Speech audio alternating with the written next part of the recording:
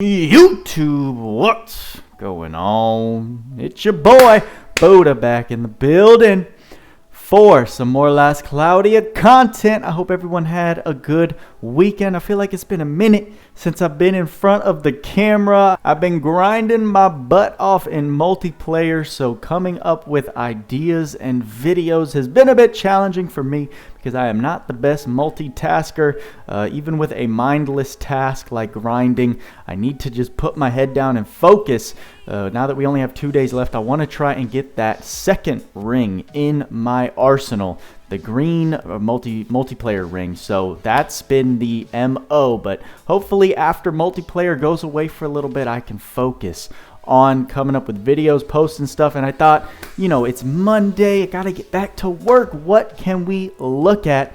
And I think now's the perfect time to maybe look at another tier list right before the 2-year anniversary drops. Last time I did that was a couple months ago. I didn't understand the game as well as I do now, and I was using a tier list that is from a Japanese website that was translated to English. So back then, the interpretations were a bit funny. The direct translations didn't really make sense sometimes, and I knew much less than I do now about the game. So I wanted to shed some light on what I think is a proper tier list, especially for the global server, the global community that you can find. Huge shout out to the Discord, the Last Cloudia Global Unofficial Discord. I'll put a link in the description so you can find this, but basically after you join, you're just going to want to find this links tab in the news and announcements, and this LC Global Unit tier list posted by Enma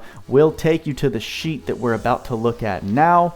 Let me just say a huge shout out to Meowing Cat, who gets the credit for, I think, starting and continuing to edit this tier list. I know Tweaks plays a big factor in where these characters rank. And also just a big shout out to the LC Discord mods.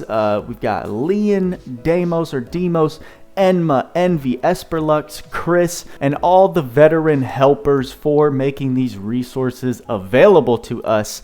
But with all of that in mind, let me preface this video by saying this is all opinion. Don't forget that. Feel free to agree or disagree with what we're about to look at here. I want to hear your thoughts and arguments in the comments. Brutal honesty. If you think that these ratings are just BS, you know, they don't know what they're talking about, I want to see it. But I personally think I will agree with a lot of what's going on here. One, because I talk a lot of the time with the people who are making this tier list, and people like Meowing Cat and Tweaks, they have access to everything in the game, so they're giving a biased perception per se of, you know, if you're a whale and you've got everything available to you to test out, find the optimal builds. Not every account's going to be able to do that. Like myself, I can't exactly mimic what these testers are doing. However, I think it's still good to know something to aspire to. Try and reach these builds as you continue to build your account. This list is going to give you the idea of the max potential of certain units that you can pull. What I want to look at is their overall rating. I think this is just the culmination, the average rating of the individual rankings we can see in columns G through J. We can look at the availability of these units, so whether you can actually still get these characters, or if they are characters like collab characters, which we have to rely on reruns to acquire, and the notes that give just a further description as to why these characters are ranked the way that they are, the functions that they are being judged off of in their placement on this list. So keep in mind, I think when I organize this list, these descriptions are going to go away. So we know that column G is for general usage, H is for high difficulty, I is for ideal usage, and J is for the arena. So we'll keep that all in mind while we look through these numbers. Now for this video, I don't want to go over the entire tier list. I just want to go over what I'm considering to be the top tier units, which are going to be ranked from 9 to 10 in my eyes. You can see they kind of scale in decimal points as they're ranked here. So now I do have it numerically organized, but we'll start with the Grog. Since she's pinned at the top, they're giving her a tentative overall rating of 9.3. So very good right off the bat. She's a dark element type attacker, main role DPS, secondary role tank / breaker. For general usage, she gets a 9. For high difficulty, she also gets a 9. Optimized or specialized, they're giving her a 9.5. And in PvP, also a 9.5. Very, very good ratings right off the bat, and there's still a lot of testing that needs to be done, so those numbers may change here in the near future. As we can see, there aren't any notes on her, so we'll have to wait for further clarification. That's why I think some of these values will change depending on when this gets developed, but right off the bat we can tell she is broken. She's busted, one of the top tier characters for sure, and she is a Descent of Heroes semi-limited. We'd have to rely on, Descent of Hero units coming back during festivals or celebrations whenever they bring them back, but they're not available in like the general banner pool. Moving on to the actual top of this tier list's ranking, Spirit Maiden Tyria, it seems, is regarded in this list as a perfect unit, an overall rating of 10 out of 10.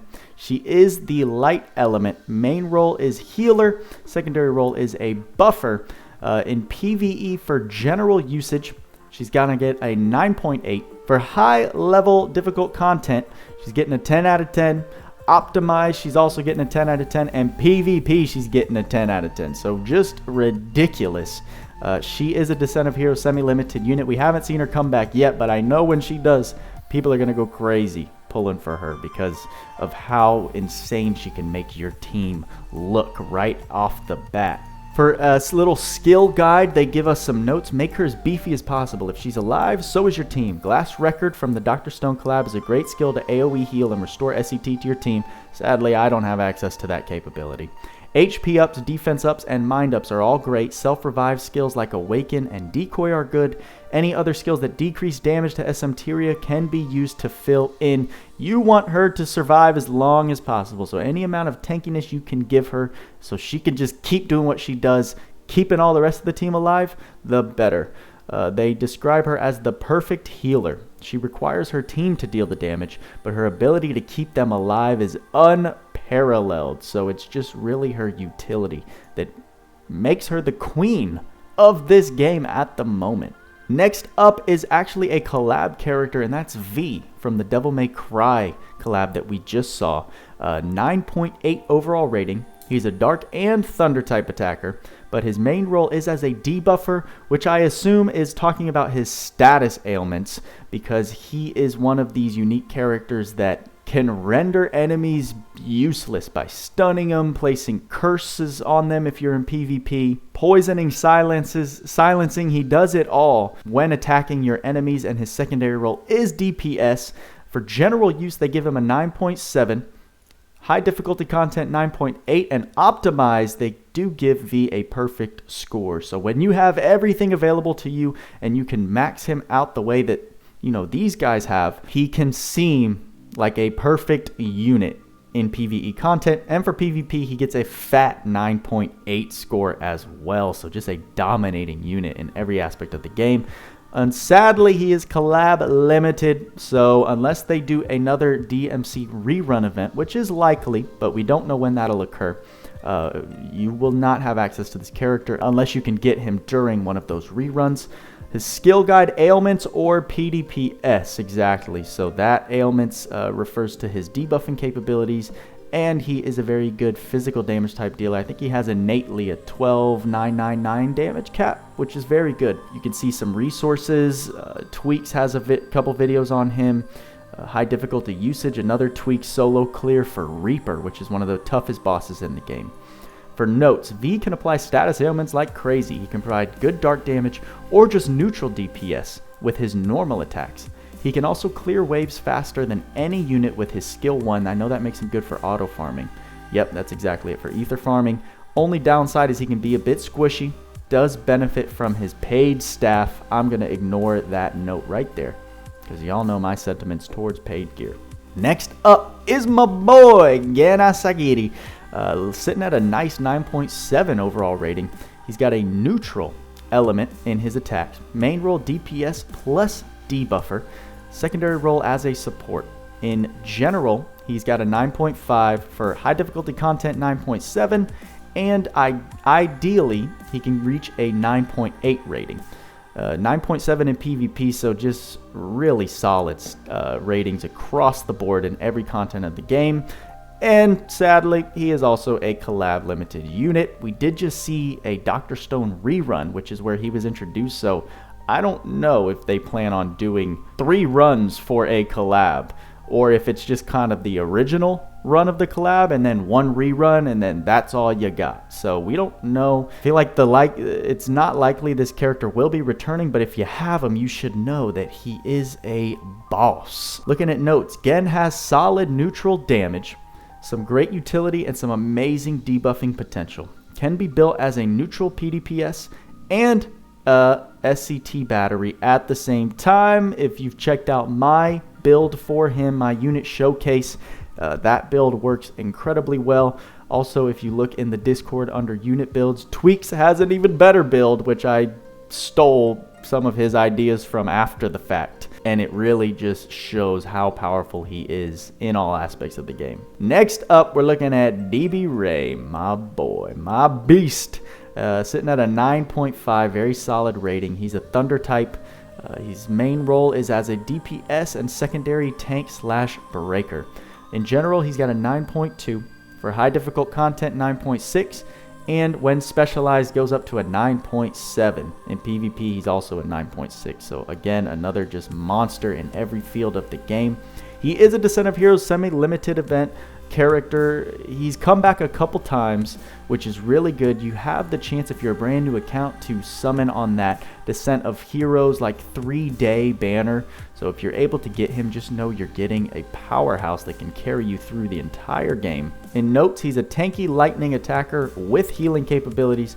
Does lack mitigations for thunder resistant enemies, so he might occupy your Trishula. Now for any of you newcomers, Trishula is the most broken damage dealing weapon for physical damage type attackers, because it eliminates any resistances to elements that you are physically attacking with.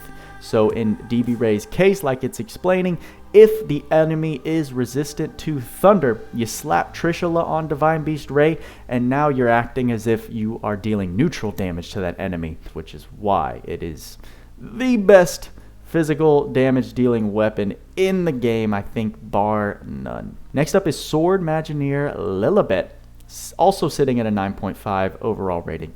She is of the Earth type element, main role DPS, secondary role debuffer.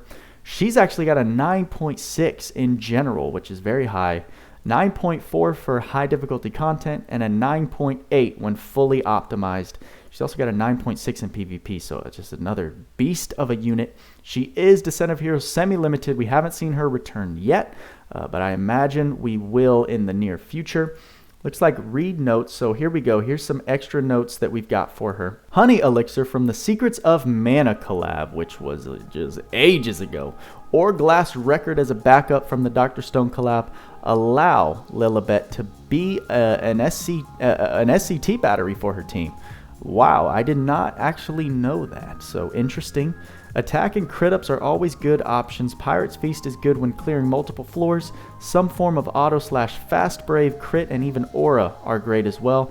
I know she does scale off of intelligence and strength to bring her physical damage up. Bringing high boosts for your 2 weapon types is always a good choice. Round out any bonus skills like Ardor, Pride, Earth Attack, Raise, Sky High, Combo Master Breaker, or even Slayers against specific enemies is a good way to use extra SCT. I know she comes with a lot of great skills innately in her ability board, so you can just add a lot of extra skills on top of that.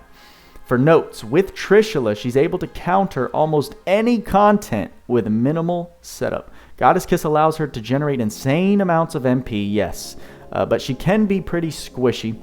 But I do know her normal attack can reach cap fairly easily, so 2% of what is it, her natural 15,999 damage cap? You can do the math. Looking at Guardian Angel Lucile. Now, I remember looking at the JP website. She was rated a perfect 10 out of 10 over there. However, here she gets an overall rating of 9.5. So still top tier, but not quite perfect, right? She's Thunder Element. Main role is as a DPS. Her secondary role can be as a healer / mage. In general, she gets a 9.2. In high difficulty, 9.7, but specialized and optimized, they still give her a 10 out of 10 rating. So an incredible unit. In PvP, she's only got a 7, so she's going to dominate your PvE, not so much your PvP. But what is something to note is that she can be acquired at any time. She is a top tier character you can find in the general pool, so you can passively pull her when chasing maybe a featured DOH unit or a collab unit. That's actually what happened to me. I recently got her summoning for Dr. Stone characters. It's nice to see that they do offer top tier characters in the general pool so that you don't just get left in the dust. High difficulty usage, we've got a video for her clearing Lambda, another very potent boss in the game. With one of the best specials in the game, GA Lucile is able to time freeze and spam her skills to pump out damage and break. She also brings great healing and a revive, meaning she has more SC to put into places while still keeping her team alive. She will likely want to hold your Trishula to eliminate those thunder resistances from enemies. I agree. She is definitely a top tier character in this game. Next up, we got Rem. So Rem at a 9.5 is a neutral type attacker. Main role DPS, secondary role tank. With her little demon horn skill, I know she can reach insane HP amounts. In general, they give her a 9.4. High difficulty 9.6 and optimized a 9.7. In PvP a 9.1, so still a beast in all areas of the game. Sadly, once again, collab limited character. I don't have access to her because I wasn't around when ReZero first ran, so hopefully they do a rerun. In the notes, neutral burst damage monster. Rem shreds through enemies quickly. She excels in short battles, but can also do bosses very well. Her ability to get really strong and boost of HP for a short amount of time also comes in handy for Arena. Oh, I can imagine getting past that 30k health mark is just a nightmare to deal with in Arena for sure. Following her is her partner in crime, Amelia, also from the ReZero collab. They give her an overall rating of 9.4. She is an ice type element, main role mage, and secondary role as a healer. In general, 9.4, high difficulty content 9.1, and when optimized a 9.7. In PvP, she gets a 9, and I'm surprised that's not a little higher because of how prominent she is and how dominating she is as your arena caster, but maybe because arena casting, you know, it doesn't necessarily equate to damage output, which is the final factor in taking down your arena teams. So that's the only reason I can think she's not more highly rated in PvP, but still just so annoying with everything her kit comes with. Like I said, collab limited ReZero character, Queen of Ice Magic, and one of the best mages in the game. Amelia can bypass part of her enemy's ice resist and deals some decent damage for a mage. Her ice spam and all her tools make her great in arena. Like I said, she's an insane powerhouse in PvP, so I'm surprised that she's only at a 9 rating. Moving on to Senko Ishigami, another collab character from Dr. Stone, who I am happy because I was able to pick him up. He's actually got a really nice rating of 9.3 overall. He's a rainbow elementalist, which means he's got multiple elements built within his kit that he can make use of.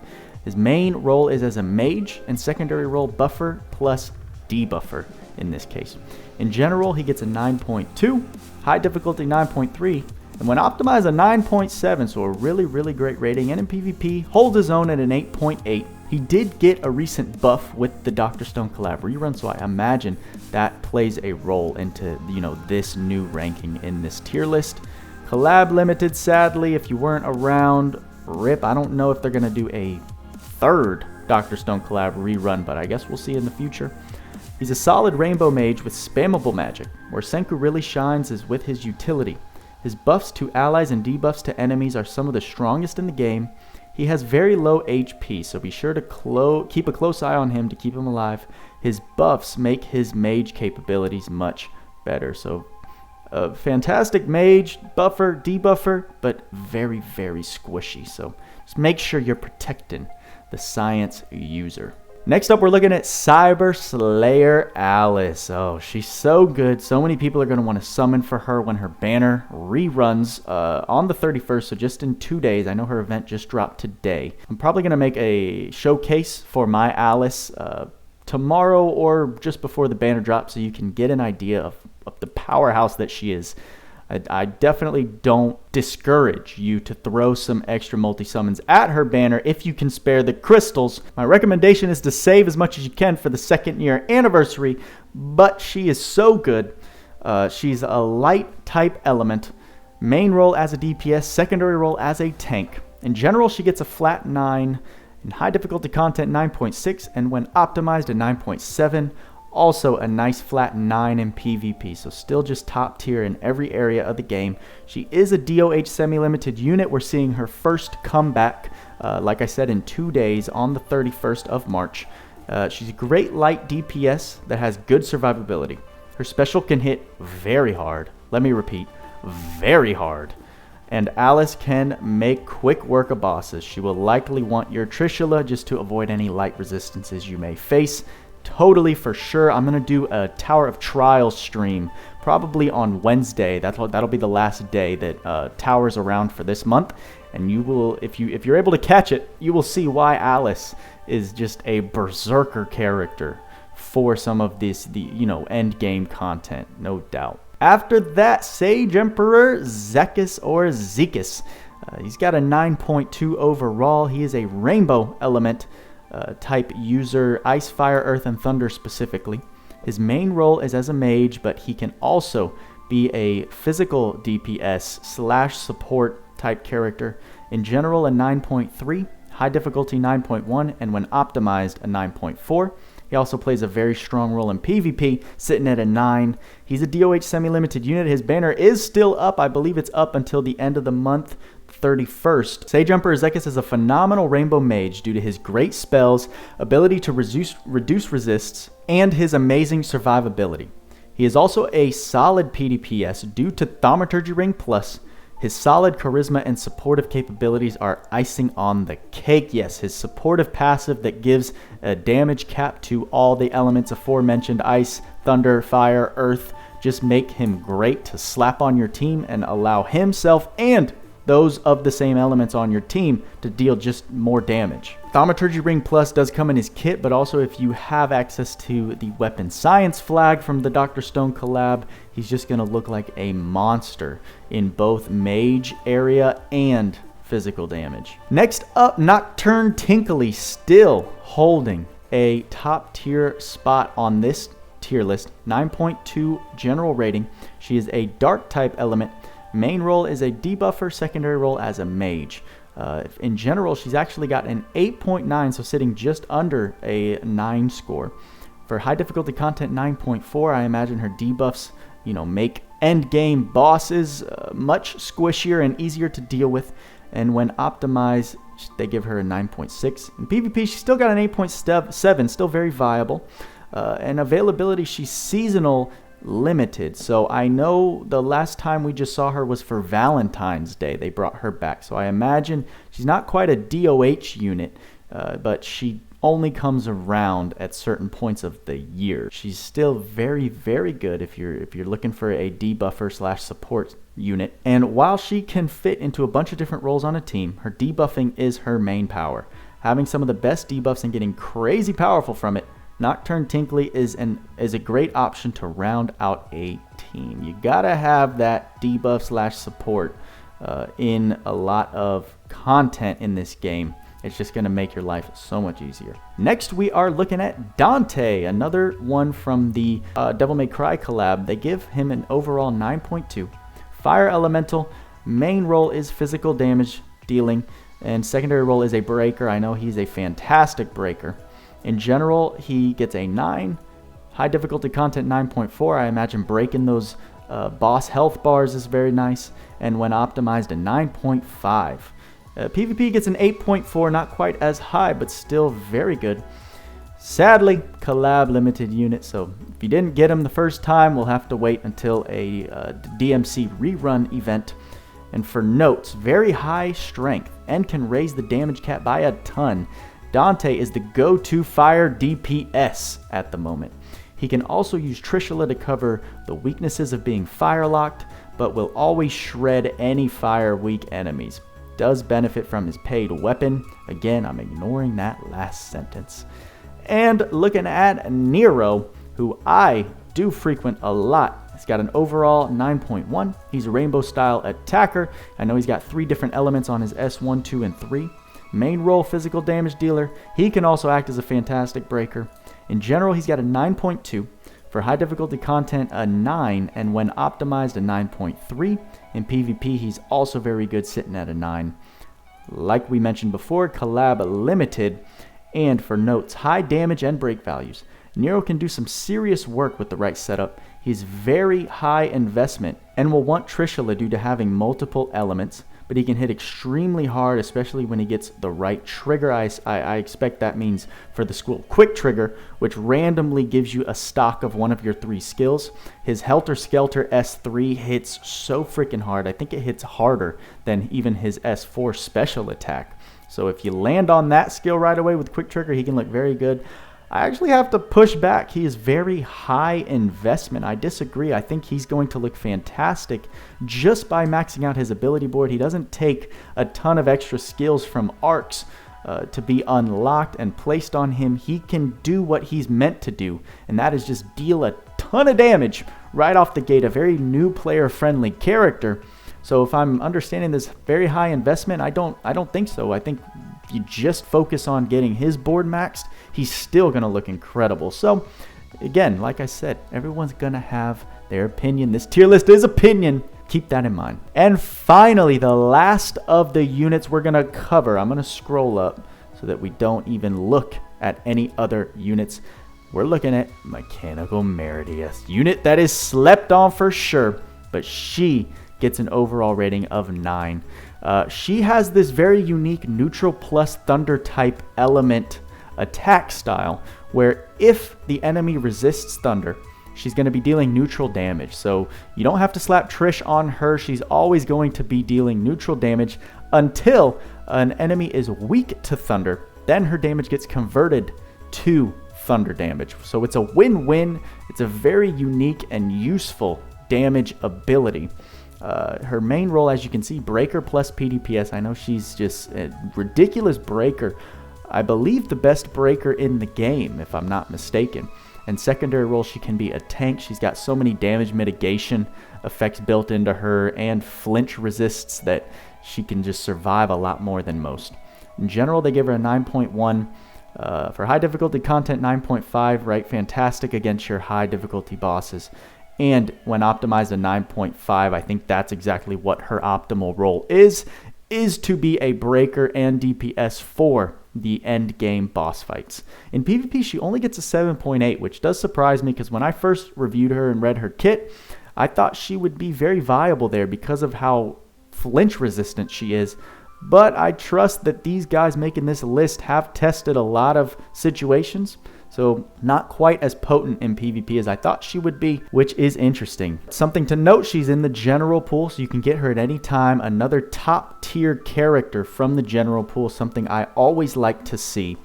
You can see there are plenty of showcases, I believe all from Tweaks, because she is one of his favorite characters. So for notes, neutral DPS is always good, but Meridius can also convert into lightning damage when the enemy is weak to it. Her break values are also through the roof, with having incredibly quick firing AoE and range skills, making her a great general pool unit. So, not crazy in depth, but look at this. We actually got the grow notes while I was doing this showcase. It seems that someone jumped in and gave the Grog official ratings, which are way higher than we initially thought. So let's check it out. It seems that the final rating at the moment, after whatever testing they needed to do, 9.7 for Dami Mami, right? 9.5 general, 9.8 for high difficulty content, 9.8 when optimized, and 9.7 for PvP. For the notes, an absolute juggernaut of a unit. The Grog stacks incredible dark damage passives and is through the roof bulky. Innate elemental piercing. She maintains a very strong charisma when paired with other god type units, which you can use mimicry. And her black hole magic is great CC. So you can see they tossed the bait. Yep, that was an official edit made by Tweaks just 6 minutes ago. And that's basically who I wait for to give final verdicts on characters, because that man is a testing fiend. And the verdict is out. The Grog is insane. Insane. They want you to summon for her, and I definitely am going to summon some more now that I passed my 90,000 crystal pity mark for free-to-play grinded crystals.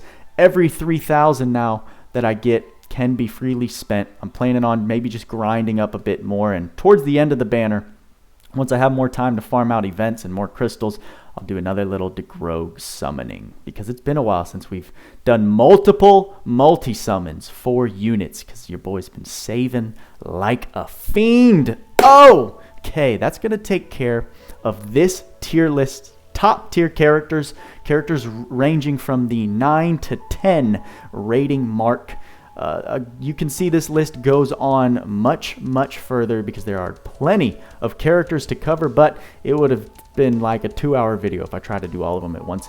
If you want to see me go even lower, maybe do from an 8 to 7 or an 8 to 5, depending on, you know, how long the videos will be. I don't know. I didn't look at, you know, how many characters are falling within these certain ratings, but I definitely wanted to go through the top tier characters moving into the 2nd year anniversary. So as a new player, it gives you a nice reference. If you have any of these characters in your roster, you now know that you've got some powerhouses in your arsenal. Now, of course, we didn't go too in depth, because I just wanted to give this general rating just a quick look, so you can see, okay, I've got Spirit Maiden Tyria. She's a 10 out of 10. So dang, I might want to invest in her just to beef up my account overall. With all that being said, again, I want to preface this is opinion. Tell me what you think. Did you agree with most of these points? Do you disagree with some things? I want to know. I want to hear your thoughts. And let me know if you want to see more ratings from this global tier list, which will just be a lot easier to look at. And it's going to be more comparable to our global metas, if they're any different from like the JP metas that we were looking at on Ultima. So I need to get to editing, and I hope you enjoyed the video. So y'all know what I say. Work hard, play harder. See you in the next one.